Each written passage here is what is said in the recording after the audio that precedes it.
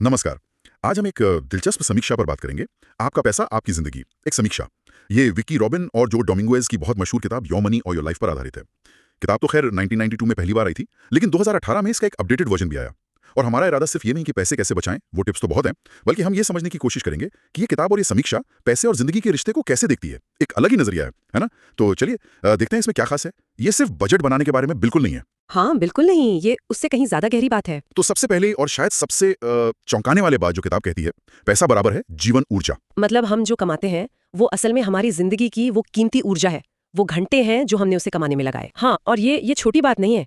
ये परिभाषा जैसे ही आप सुनते हैं, पैसे को देखने का आपका पूरा नजरिया बदल सकता है। आप सोचने लगते हैं कि अच्छा, तो मैं अपनी ये जीवन ऊर्जा, अपना वक्त, अपनी मेहनत कहाँ खर्च कर रही हूँ या कर रहा हूँ। सही कहा। ये सिर्फ रुपयों पैसों का हिसाब नहीं रह जाता फिर। बिल्कुल, ये जिंदगी के फैसलों का सवाल बन जाता है। और इसी सोच से जुड़ा है उनका दूसरा सिद्धांत, वो है अपने हर खर्च पर ध्यान देना, बारीकी से उसका रिकॉर्ड रखना।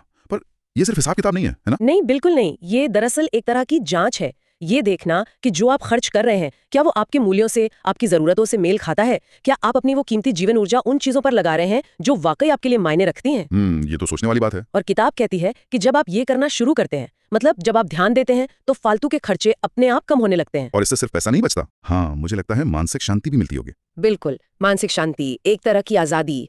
ये जो लगातार चीजें खरीदने की एक दौड़ सी है, उससे बाहर निकलने का रास्ता है। आर्थिक तनाव कम होता है। तो ये सिर्फ पैसों का मैनेजमेंट नहीं, जिंदगी में ज्यादा स्पष्टता लाने जैसा है। अच्छा, समीक्षा में एक और दिलचस्प चीज का जिक्र है, क्रॉसओवर पॉइंट। ये क्या है? हाँ, क्रॉसओवर पॉइंट, ये वो स्थिति है, वो मुकाम है जब आपके निवेश से जो पैसा आ रहा है, जो कमाई हो रही है, वो आपके महीने के जरूरी खर्चों को पूरा करने के लिए काफी हो जाती है। अरे वाह, मतलब आपको फिर काम करने की जरूरत नहीं अगर आप ना चाहें तो। हाँ बिल्कुल, यही तो आर्थिक स्वतंत्रता है। काम करना मजबूरी नहीं, मर्जी बन जाता है। ये तो कमाल का लक्ष्य है। और समीक्षा में वॉल चार्ट का भी जिक्र था, अपनी प्रोग्रेस ट्रैक करने के लिए। हाँ, वो एक तरीका सुझाया गया है। जैसे एक बड़ा सा चार्ट दीवार पर लगा लें और हर महीने देखें कि आप अपनी कमाई, खर्च और निवेश में कहाँ तक पहुंचे हैं। ये आपको प्रेरित रखता है, दिखाता है कि आप उस क्रॉसओवर पॉइंट के कितने करीब आ रहे हैं। लेकिन समीक्षा ये भी मानती है कि ये रास्ता शायद सबके लिए आसान ना हो। हाँ, ये बात भी सही है। कुछ लोगों को ये रोज का हिसाब रखना, हर चीज ट्रैक करना शायद बहुत ज्यादा अनुशासन वाला लगे, थकाऊ भी हो सकता है। और एक अहम सवाल ये भी है, जैसा समीक्षा में उठाया गया है, कि भारत जैसे देश में जहाँ आर्थिक हालात अलग हैं, निवेश के विकल्प, सामाजिक सुरक्षा का ढांचा सब कुछ अलग है, वहाँ इन सिद्धांतों को बिल्कुल वैसे का वैसा लागू करना कितना प्रैक्टिकल है। शायद कुछ बदलाव की जरूरत पड़े, है ना? सही है, मतलब अपने हिसाब से ढलना पड़ेगा।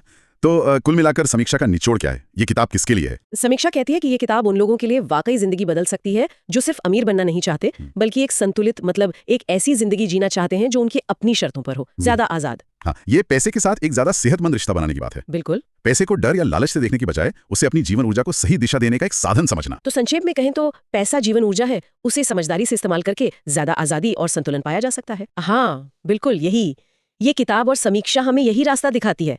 ये पैसों के मैनेजमेंट को हमारी निजी इच्छाओं और जिंदगी के बड़े लक्ष्यों से जोड़ देती है। और जाते जाते एक विचार छोड़ जाते हैं श्रोताओं के लिए।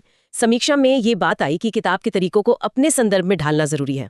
तो सोचिए, ये जो मूल विचार है, पैसा जीवन ऊर्जा है, इसे आप कैसे इस्तेमाल कर सकते हैं किताब के बताए तरीकों से हटकर भी। अपनी निजी आर्थिक सच्चाई, अपने माहौल में इसे कैसे लागू किया जा सकता है। किसी तय फॉर्मूले से आगे बढ़कर आपके लिए आपकी अपनी जिंदगी में आर्थिक स्वतंत्रता का असली मतलब क्या हो सकता है।